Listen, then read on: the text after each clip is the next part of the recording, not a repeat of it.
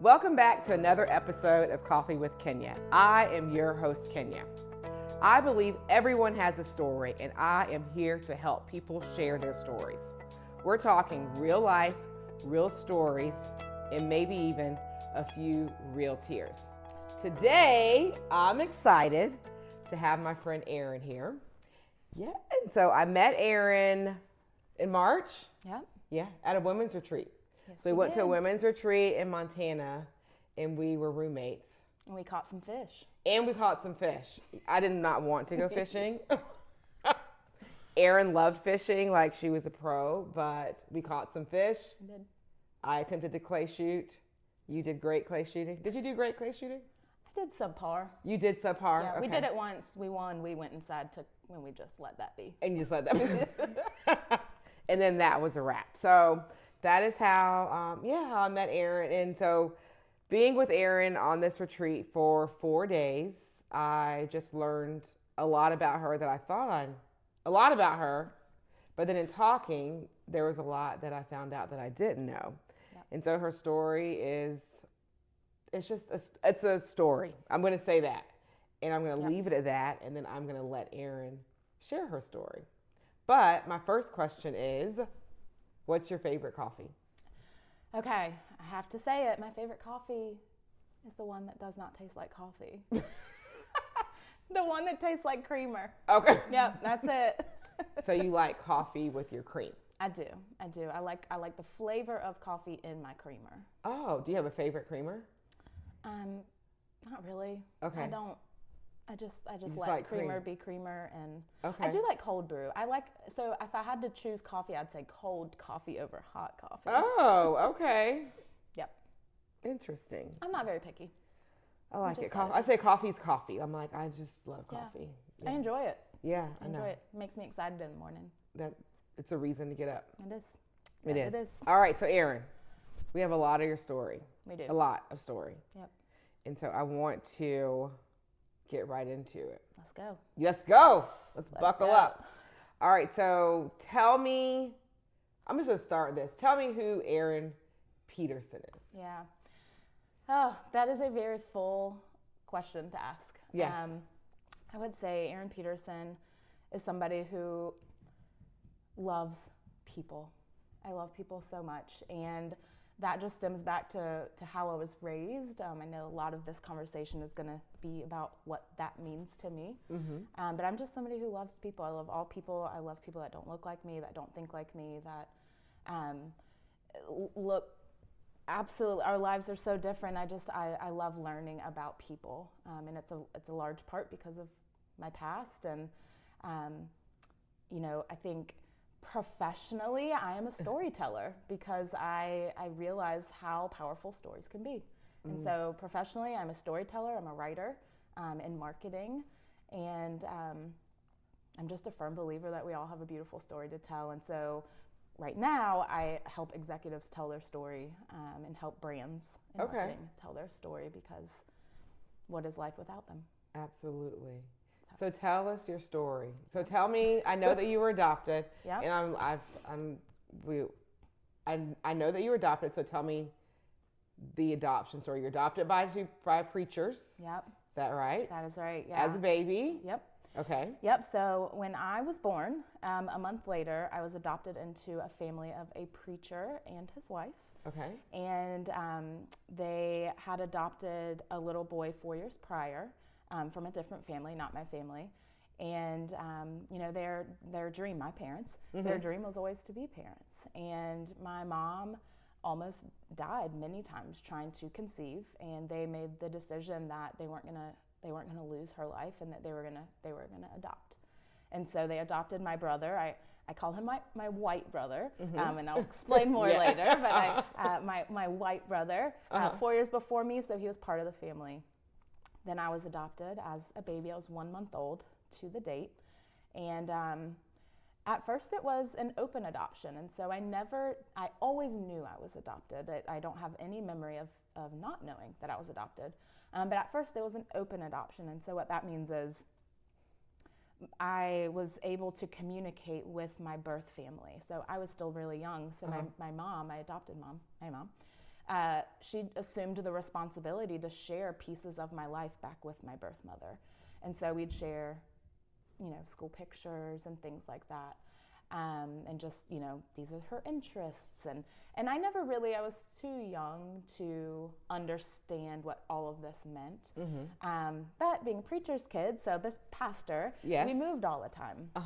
And when I found out, my family found out we were moving to a certain part of Virginia, my birth family went AWOL. And because we were moving back to the town that I was born in. And when my mom shared that, all ties were cut and we never heard from them again. So that was when I was in probably about second grade. Okay. Yeah. So how has that affected you in life? Yeah. So many ways. I would say, being adopted, you constantly are wondering why. Right. Did they not love me? Were they in love? What was the reason? You just really start to ask these questions, and understanding that I will never know the answer to these questions. This was a really hard thing for me to grapple with. But I think one of the most beautiful parts of my adoption story is that I was adopted into this family of a pastor and his wife. And so what that meant for me and my brother was that we moved all the time. And we were constantly being put into churches where we were welcomed. We were loved. People wanted to know who we were. There was never a question of, you are unwelcome. I always felt I belonged, because the church, they always go out of their way to make sure that the pastor and their family feels like they belong, and that this is right for them. And so my questions were never, do I belong here? My questions were always, how did I get here and why? And I think those questions continue on through every chapter of my life. It's not, do I belong? It's just, how did I get here and what can I learn from here? So yeah, adoption is a huge puzzle piece in my life, and it continues to come up over and over and over again. Yeah. So tell me, so you have another brother? I do. Yep. Tell me about I have your a white brother. I also have a black brother. Okay.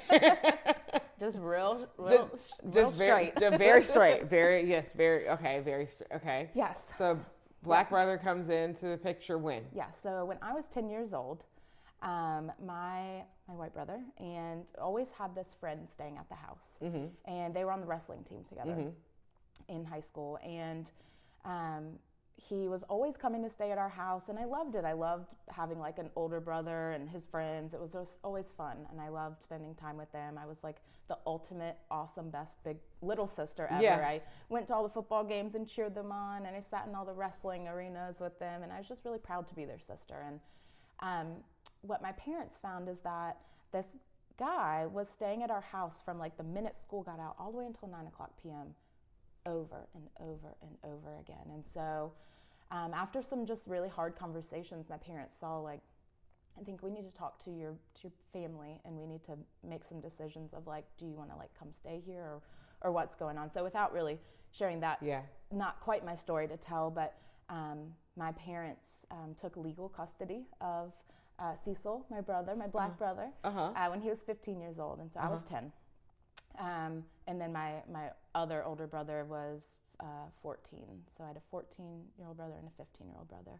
Okay. And that was wild. That was a wild thing. I don't know if you've ever seen the movie The Blind Side. Yes. I always laugh because I'm like, Mom, it's kind of like our life, but like, you're not Sandra Bullock. Right. And she's like, yep, I'm not. But very similar. Very similar. Okay. Yeah, that moment was really pivotal for not only my family, but for me as this sister who was now trying to figure out what is this life with this new older brother. Right. And then you bring in race relations. Yeah. And that was a really interesting thing to navigate at 10 years old. So tell me, all right, so you have the white brother, you have the black brother. So what is so do you know at this point, do you know your nationality or? Don't have know. no But, idea. okay. All right. My whole life. So Okay. my mom and I always joke about this. I was actually on the phone with her this morning. We were laughing about it. Uh-huh. When you come into like a new church, like people are, grasping at straws Yeah. to know what to talk about. Like Yeah, they don't know anything about us. So they Right. would always be like, wow, you guys look so similar. And I look at my mom and like, yep, we sure do. Like we know darn well, Right, like there's right. nothing that looks similar between us. So we've always wondered, what am I? Okay. People will come out of the woodworks and be like, you're Cherokee Indian, you're Hawaiian, you're all these things, and you're Venezuelan, and we didn't know. So I knew that when I wanted to start having a family, I wanted to know. Okay. Because I wanted my kids to know. Yeah, absolutely. And so I ended up doing one of those 23andMe tests. Yes. Right when I was pregnant with my first, and we found out that I am Irish. So not what we were expecting. You're Irish. Yeah, I'm very Irish. No, not at all. I am very Irish. Yep. Oh. Yeah. So truly, I'm very. I don't know what the percentages are, but I'm very Irish, and so learning that was kind of like a shock. I was like, wow, I waited my whole life to find this out, and there's nothing wrong with being Irish. Right. I just Yeah. it just wasn't tracking for me. It didn't. Right. So yes, I'm very Irish. Okay. So, yeah, I'm still processing. Okay, you're Irish. Yep. Okay. So, let's say you do 23andMe. Yep. Because this is this part of the story that gets so good. You do 23andMe, and someone reaches out to you. Yeah. Yep. And says, I think I'm your brother. Yeah. Okay. Yeah. I was laying in my bed, maybe taking a nap. I don't know what I was doing. Like I see it also visually still. I was laying in my bed. I saw that I had an email, and it said somebody from 23andMe has messaged you. I was like, okay. So I look at my phone and I open it, and the message is from a guy, and it says, I think you're my sister. And my heart just stopped. I mean, it just stopped. Your whole life being adopted, you wonder. Yeah. You wonder so many things. And I knew, just from adoption papers, I knew certain things. Like I knew how tall my mom was, and that, she had brown hair and brown eyes. Like I knew some of these things. I knew that I had an older brother, and I knew that he was 11 months older than me, was what I knew. Okay. And so I knew I had a brother, and I'd always known about him, biological brother. Right. So when I saw this message, I was like, holy cow. So I didn't even say anything back. I'm just screaming to my husband. I'm like, Tony, Right. what did I do? And so we look at, on 23andMe, you can open up people's profiles. Right. And sure enough, it said we were 55% related, which most siblings are only 50%. Right. So we were even more so Right. related, blood related. We had the same mother's DNA and the same father's DNA. So I wrote him back and I said, this looks probable. I was adopted from said city, and he said, me too. And we started going off of all the things we knew, which was very limited. So he was adopted as well? He was adopted as well.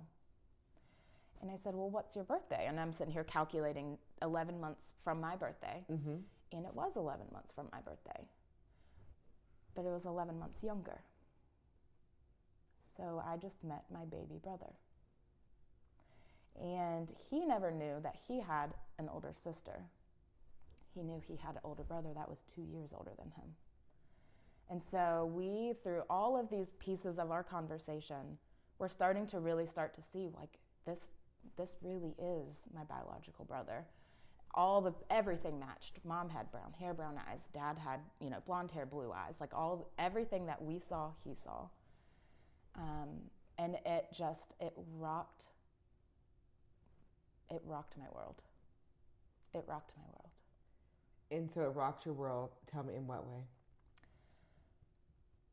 So for the next, I don't even know how many months, I became infatuated with this thing and this person that I had thought of and dreamed of and prayed for and considered for my whole life. And here go the tears.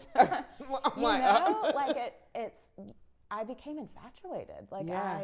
I wanted to know every detail. You know, you always see siblings and it's like they have the same nuances Right, and all yeah. these things. And I mean, I could see this little tiny profile picture. Yeah. We looked nothing alike, but I'll tell you what he looked Irish. I was like, What you did, what you didn't look. this actually makes sense. You know, I became really infatuated with this person. I wanted to know everything. I wanted to know how he grew up. I wanted to know his political views. I wanted to know his religious views. I wanted to know the things he struggled with. We talked 24 hours a day for months. And it was wild because in an essence, you're like falling in love with this person that's like so, you know, you look at your family and they are your family. Yeah. You belong there, but you don't see yourself in anybody. And I think a lot of adopted and adoptees, like that's just something we all deal with and we kind of grapple with. And you see relationships with, you know, mothers and daughters and dads and sons, and they look the same and all these things, and you just sit there and you're like, yeah, like I've never had that. So here's this person where I don't even think we look the same, but we are the same. And it honestly, Kenya, it started to have struggles in my marriage because I was so obsessed with learning about this person. I was in my phone all the time. I could not get off the phone. I just wanted to know everything. And he, the same thing. I mean, he wanted to know everything. And so it didn't affect my marriage in like this super negative way, but to the point where my husband was like, this might be a lot. Yeah. Like, let's talk about this and let's maybe set some boundaries for our marriage and for our family. And so through that, my biological brother also had the same conversation with his wife, and we have 2 boys the same exact age.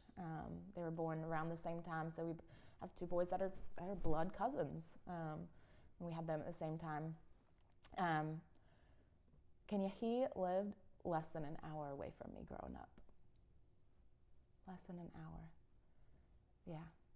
So when I went home for Thanksgiving that year, I said, what would you think about meeting? And we did. And it went viral. It went viral. I think we have like 3 million views on it. I posted this video, not even at the time, because I needed to hold this close. Yes. Oh, absolutely. I posted it on, I think it was like St. Patrick's Day the next year, because every time I think of St. Patrick's Day, I'm like, oh, we're Irish. But also, we're Irish twins. That means that you're born in the same year. So we always, you know, we joke around. We're like, we're Irish twins.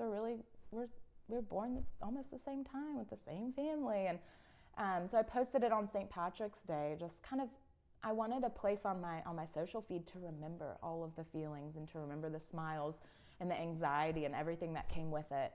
And I did, and that video took off. I mean, 3 million some views, maybe. I think it might be like at 2.5. I don't know where it is right now. I haven't really looked, but it took off. And when I tell you the floodgates, I mean, everything just opened up. I had just exposed this major moment in my life to the world. Yeah. To people's opinions on adoption.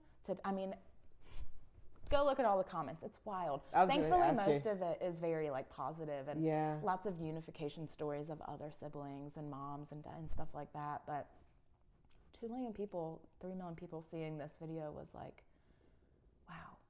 There are so many opinions on unwarranted. Some of them I'm like, what? That's not even necessary. Yeah, it's not your story. It's not your story. Why are you putting? Yeah, but I do believe that you sharing that definitely helped a lot of people. Yeah. Also. Yeah, I think it gave a lot of people hope for what if they were looking for a sibling or somebody. But I think more than anything, it made me feel less alone in the moment. That makes sense. And so, I mean, we had like news stations reaching out. Like everybody wanted to tell this story, and we had to have this hard conversation of like, how far is too far? Like, we really want to protect this at the same time. We want to protect our families, and it's a beautiful reunification story, but it's ours. It's your story, yeah. And with technology these days, we recognized how quick it would be to find our other brother, how quick it would be to find our parents. And with how much this affected us, especially me, I couldn't. And so we did not agree to do any news, anything. We did not agree to any like sponsorships. We did not agree to anything. And I went and I like took my name off of 23andMe. I was like, nobody else can find me. I cannot do this again. This is too much. So, yeah. So you all have, so you just decided you're not finding another brother and you're not finding your parents. So do you feel like you just needed, like, I just need this one person as part of my family? Is that what you feel like? I just needed this one connection in order to, I don't want to say feel whole, because that's not the word. That's probably not a good word. Yeah. I think what you're saying, I don't even know if I've really thought about it, but it was just meeting him was enough. Okay. And, you know, he was searching for the same thing I was searching for. Like, he did this 23andMe because the same reasons I did. He wanted to be able to tell his newborn child what he was. You know, he just wanted to know. And so we both were on this journey of just knowing who we were in our blood. And we found that out, and we found each other, and that was enough. The crazy thing is, like, all of this information is now at our fingertips, and it's not tempting anymore. It doesn't take over our thoughts anymore, because we had our moment and we found each other. Two people that we didn't even know existed in our family. And how many years ago was that? That was, let's see, I think it was 2020. I think it was COVID years when all this was happening. So everyone was like not connecting, and we were like ultra connecting. Yeah. So when we met, the next day was Thanksgiving, and we actually decided that his parents were going to come up and meet my parents. And so our parents sat at the kitchen table together and shared their adopted stories as well. What a story. Yeah. And it's interesting because, so the rules, I don't know if it's a law, I don't know what it is, but you know, if you put a child up for adoption, if you have another child and you're going to put up for adoption, I think it's legally, I'm not quite sure, but like my mom technically should have been made aware. Oh, okay. But he was adopted through a different agency, so there was no way to know. Okay. So I think it was really big for my mom to recognize, like, we almost had another child. And, yes. That I can only imagine that was a lot. Yeah, that was a lot to process. Yeah. For her. Yeah. Especially after adopting after you all. Yeah. Even though it was a different story. Exactly. Yes. Yeah. What a story, Ayrin. Yeah. So tell me, all right, so I'm going to go back. Yep. Because you have this other part of your life. So I know that in your teenage years, you shared a little bit with me in Montana. We won't go into all that, but you go on this trip in your teenage years because a mission trip, I'm assuming. Yep. We're finding and figuring out it's already a lot to be a teenager, and then an adopted teenager with family that doesn't look like me but is my family. Right. And so you meet this baby in this orphanage. Yep. Tell me a little bit about that. Yeah, so my dad was a minister for many years, and I always told them, like, I'm never going to follow your footsteps into ministry. Like, absolutely not. There was nothing wrong with it, but I just wanted something different for my life. But I've always felt very drawn to be in space and hold space for people in different walks of life. And so going on a mission trip at 19 years old felt like, okay, I'm gonna go find myself, you know. I'm gonna go on this trip when all the other kids in college were going like spring break at the beach. Like, that just didn't really make me excited. Going on this mission trip did. And so I went on a mission trip to Nicaragua. It was my first time. And you know, I'm on this adventure to find truth and to find more of what I'm supposed to do and what's going to bring me alive. And we did a lot of work in the community there, but one day we went to an orphanage, and you know, all the babies are just the cutest things in the world. And I see this one little girl with brown hair and these brown eyes, and I was like, oh my gosh, you are the cutest thing I've ever seen in my life. And so I just held her and fed her this bottle, and I was just sitting there, and I was just taken back by like the moment of I'm here in an orphanage. This child's been, abandoned. Yeah. I don't know the child's story. And I just looked down and I'm like, this was me. Like, this was me. Brown hair, brown eyes. And so I mustered up the courage to ask in my most broken Spanish ever to the lady that was working there. I was like, ¿Cómo se llama? Like, I don't know what I'm saying, but I think I'm asking you what her name Right. is. And she said, her name is Genesis.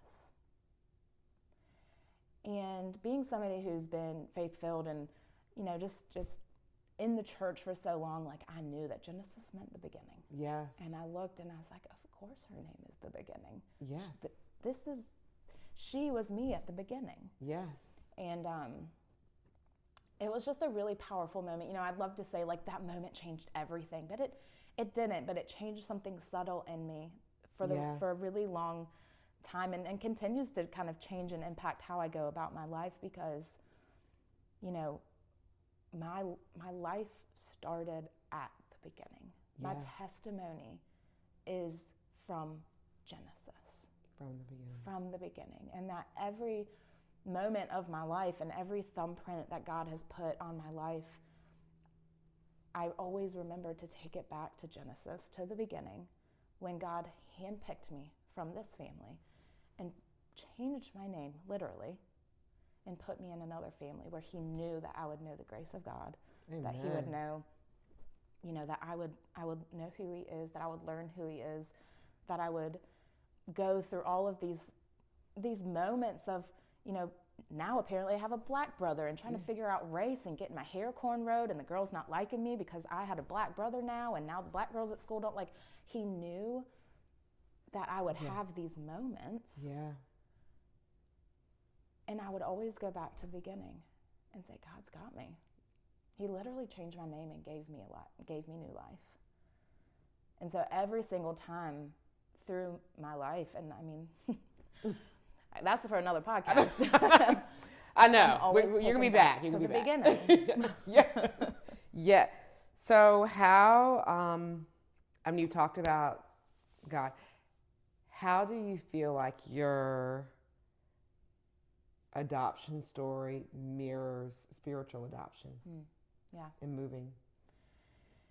Yeah. So I would say my adoption story was, in my experience, and I recognize that not every adoption story is like this, and there's a lot of people that are adopted that are still searching and craving belonging and understanding, but my adoption story is just this symbology of God choosing me. Like my parents fought like hell for me, and I think all parents fight for their children, but they actively chose me.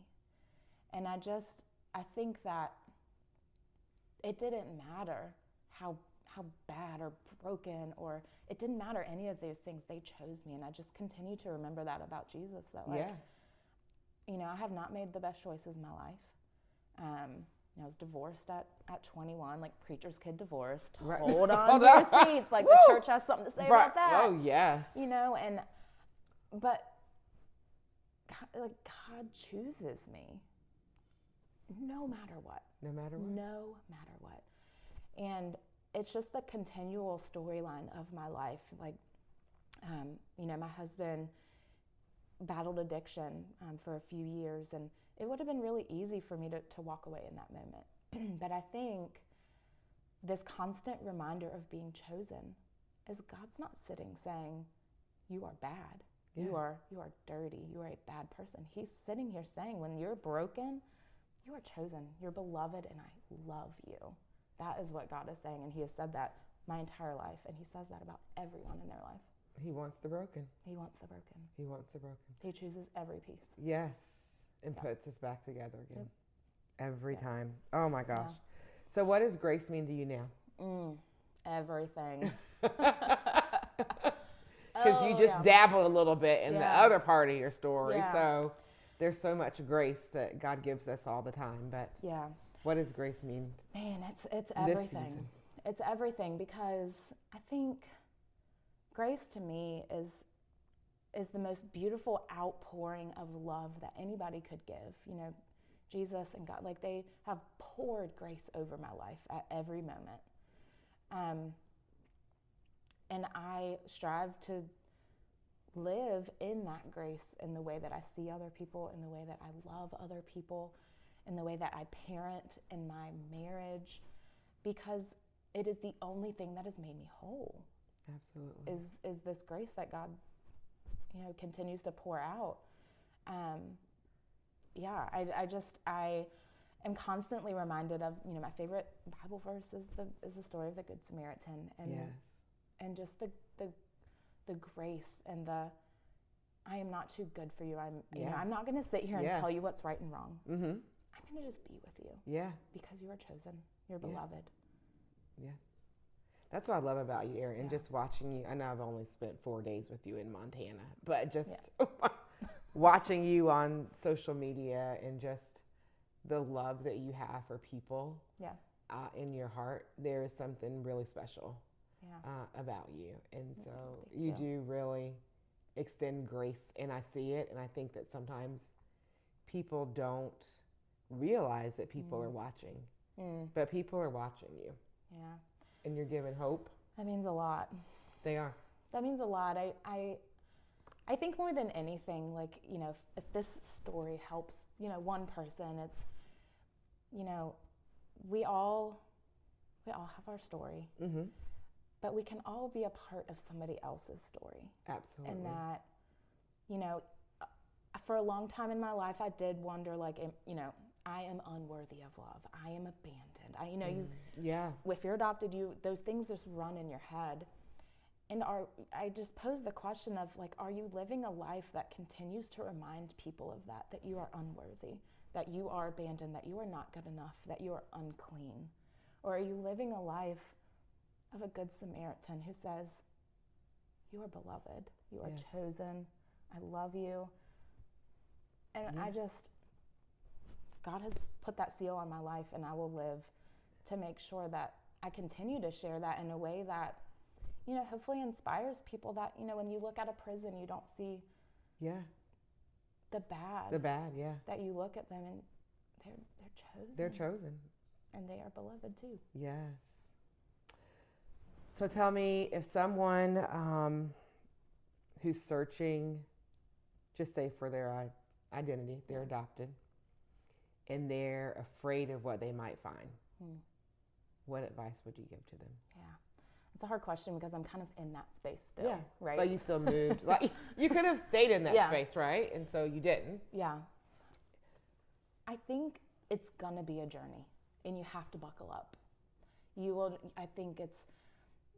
going to experience feelings that you did not know existed. You're going to experience a lot of things that you did not know existed. But if those moments and those people that you might meet and those experiences and those feelings, they're going to change you. And they're going to change you for the better. Even if they're not beautiful and wonderful moments and feelings, you're going to learn from them. And that is life. That is what life is. That's what life is about. Allow these moments to change you and mold you and soften your heart. Yeah. And see the moment as God sees the moment and sees it. Go for it. Go for it. Go for it. Just do it. Yep. Yeah. And then, so what is one thing that adoption has taught you? I feel like you've touched on it some. About love. I think that your story, you see a lot of families that have transracial adoptions. Yep. And people have their own opinions about them. And so you touched on it a little bit about what you dealt with in high school. Yep. Now all of a sudden having this black brother and having cornrow. Like, what has adoption taught you about, I'm going to say, sometimes we have to love people through the ugly. Yeah. And what has adoption taught you? I think adoption has taught me to see people. And I mean that in a way that, when my brother entered my life, I was at the place in my life where I said, I don't see color. I don't see color. Like, you're just the same as... I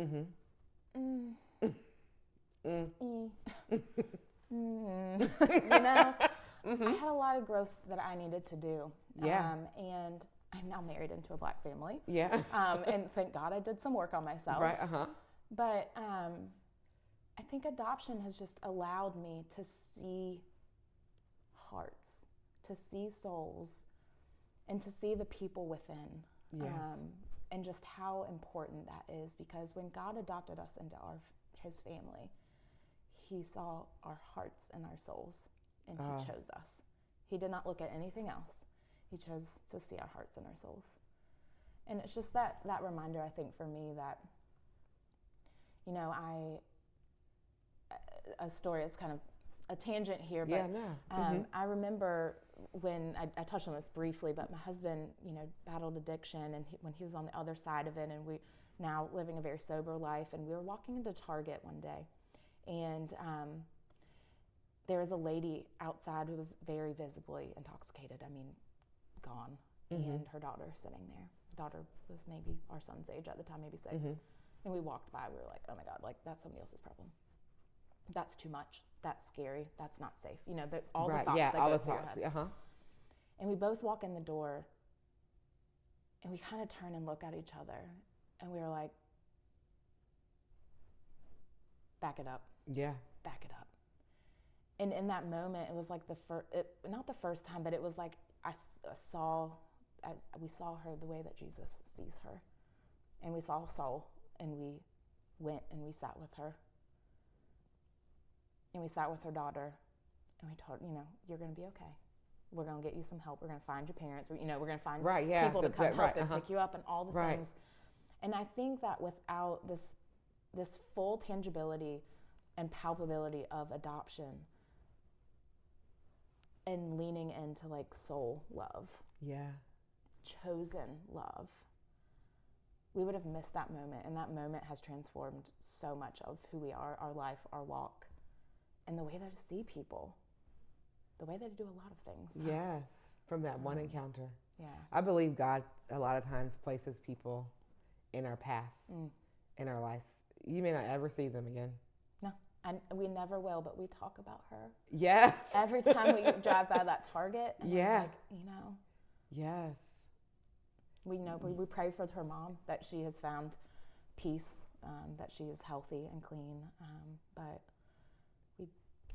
they change your life. Moments change your life. People change your life, but you have to be willing to lean in. Yes. And see souls, not through the lens of biblical scripture. All the things we like to like. You're right. You're wrong. Right. Yeah. Like, it's just the person. Yes. It's just the person. I always say that. I don't say always say. I've moved into saying like, we got to get out of religion. Like, we're here to do kingdom work. Yeah. Because the end goal is for us all to get to the kingdom. Yep. And all to be together.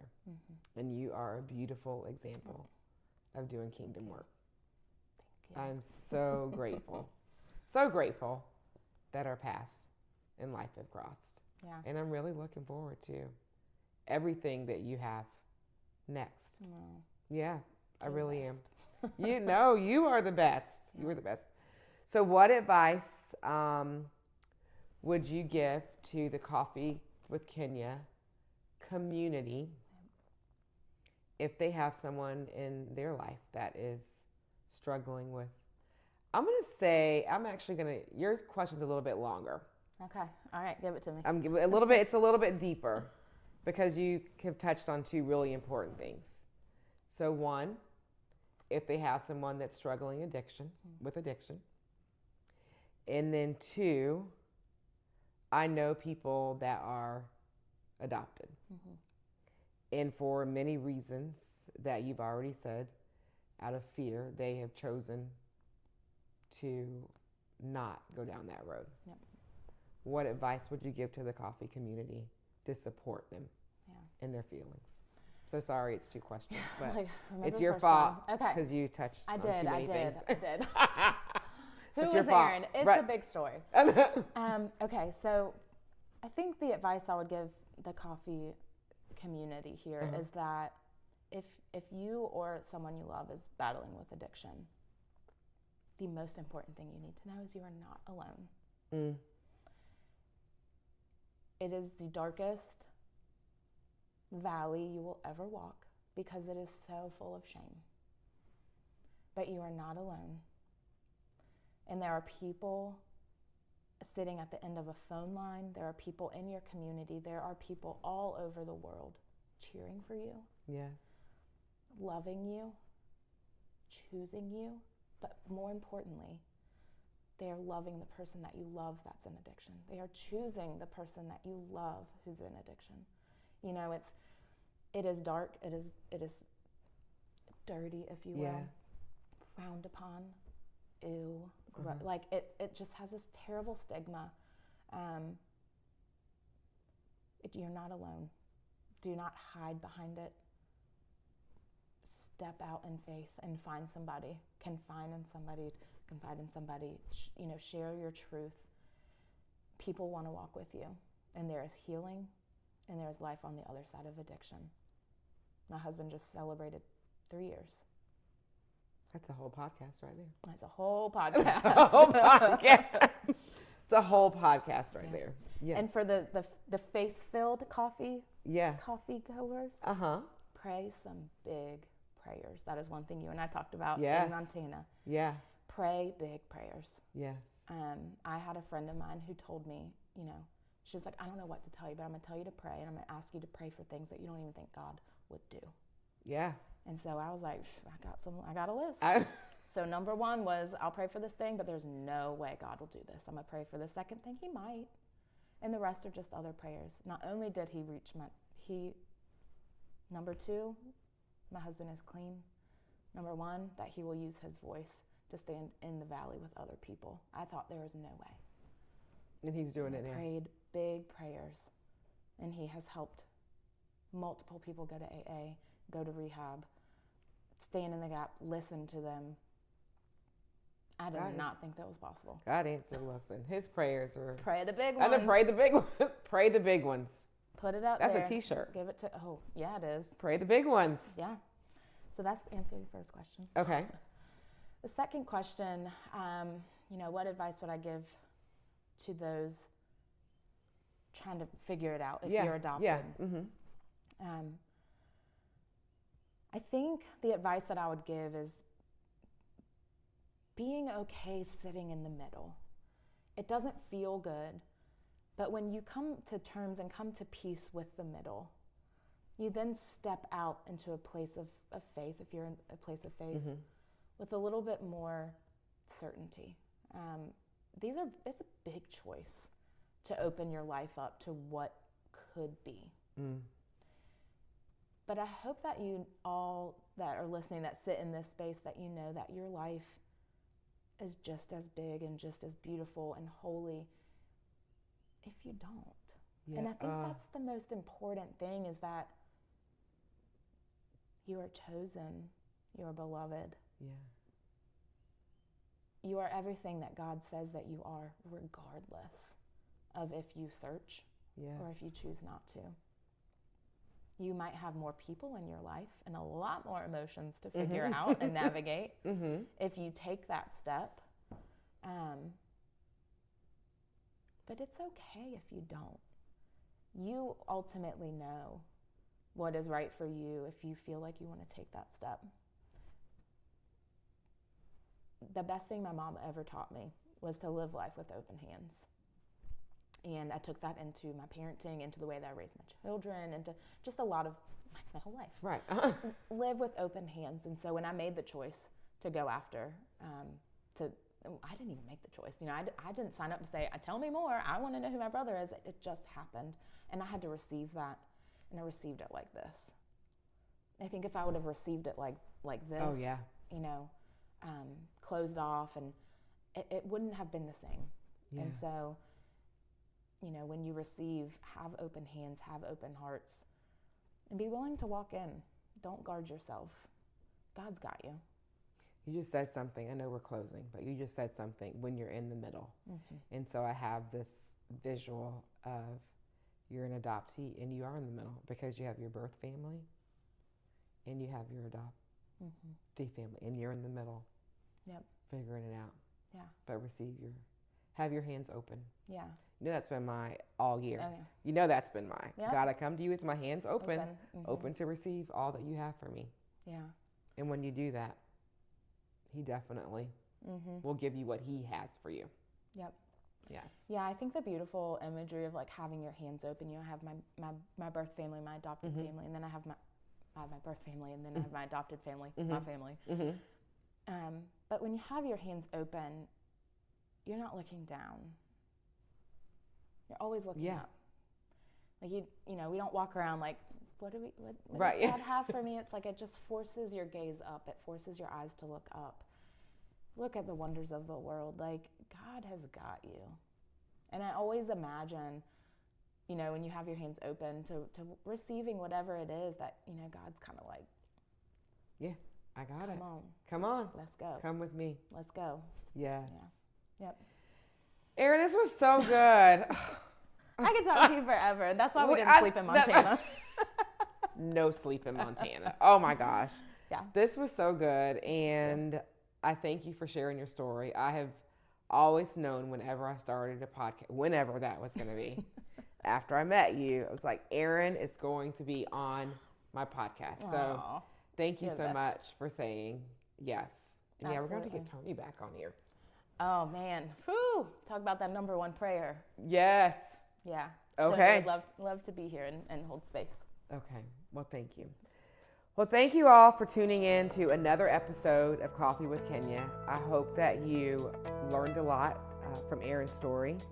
I hope that you took some notes and that you were moved. And if nothing else, you understand the importance of having faith and trusting God and giving grace, because she has talked about all of those things today.